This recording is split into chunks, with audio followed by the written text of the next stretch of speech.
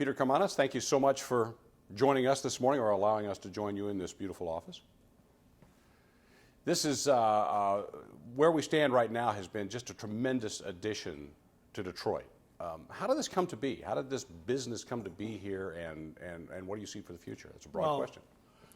You know, if I go back, we literally had some unparalleled growth in the business. And we started off, when I first started the company, at about Southfield and 12 Mile, because you could get, in the suburbs, you could get rent a lot cheaper than you could get in Detroit. So we started with our office in a old converted motel.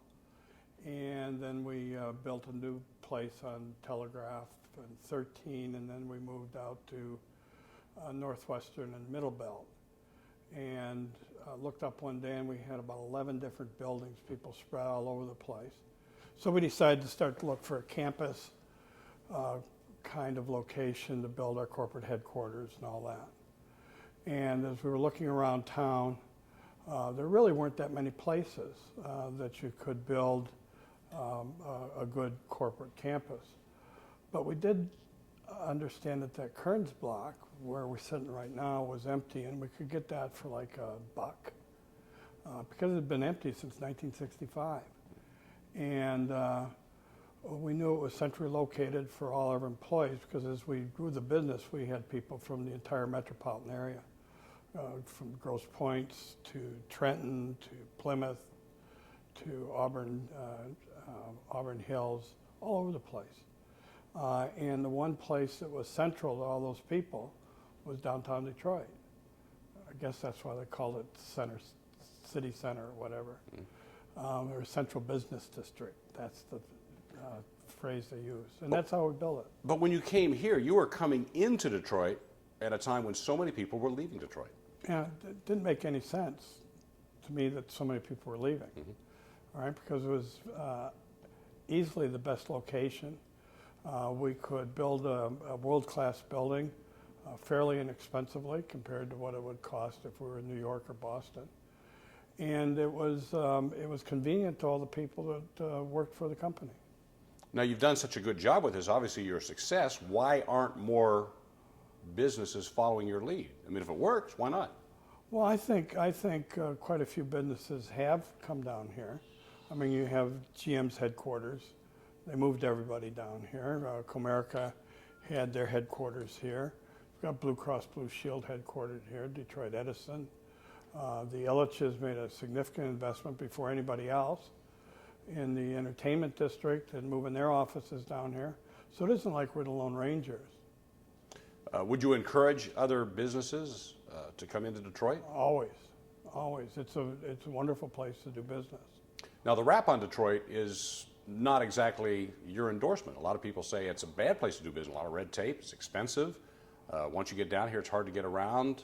Dealing with the government of Detroit has been historically a hard thing to do. Is all this true, somewhat true, or totally false? Well, it's all true. It doesn't make it any different than the other government around. I remember in Farmington Hills, we built our a cafeteria and a health facility for our people. And it was like miles and miles and miles of red tape and attorneys suing us because the cafeteria had food smells. And I mean, it just went on and on.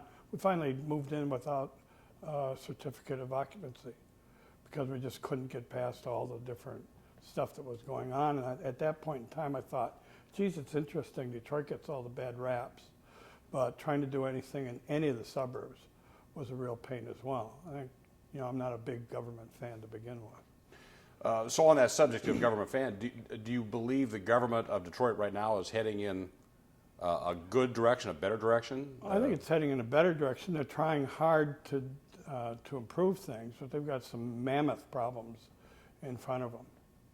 And, you know, they're trying to work through them. But I think I read in the paper this morning how many other areas in the city are in a lot of trouble, in this area are in a lot of trouble as well financially. So everybody around here is going to have a dose of the same kind of medicine that Detroit's had. The plan that the mayor's put on the table and his biggest initiative is this right sizing of Detroit. Is this something you agree with? You're a business owner who I would assume believes in expanding. So here's, if you treat Detroit like a business, we're talking about they want to shrink. Well, I think they have to right size it to the population. But you know, we need to get, there's several things that we really need to talk about. One, the balkanization of this area with all the different cities and counties, and that makes no sense. And Detroit just happens to be part of that. The fact is that when I look at Detroit, I'm looking at the entire region, especially the three counties, you know, Macomb, Wayne, and Oakland County. So when the population came out, people said Detroit was 715,000. I don't care what it is. All right, what I wanted to know was how much population did the Tri-County area lose? And I think it lost about 100,000 people total. Detroit lost 250,000, and the Tri-County areas, I think, were 150,000 less. So that means 100,000 of those people from Detroit, or maybe all of them, moved to the suburbs, and the suburbs lost people to other cities. So that's one thing you have to, first of all, I don't consider it just Detroit. All right. The second thing is that to really have a city, all right, you need people to live in it. And to have a vibrant downtown, you need people to live in it. There's only really 4 cities left in America that people my age think about a city. There's only 4 left that fit the image that we have, and that's New York, Boston, Chicago, and San Francisco. And they all have one thing in common. They all have people who actually live in the city. Now, there's also another piece of information that's important when you look at this, and that is that you could take Manhattan, Boston, and San Francisco and set them down inside Detroit and still have 100 square miles left. So Detroit, because of a very odd circumstance, grew in a way that was different than any other city in the United States. And we had 2 million people that actually lived within the city limits of Detroit. But even back then, nobody lived downtown. You did your shopping downtown, you went to see a doctor, a lawyer, dentist, you went downtown.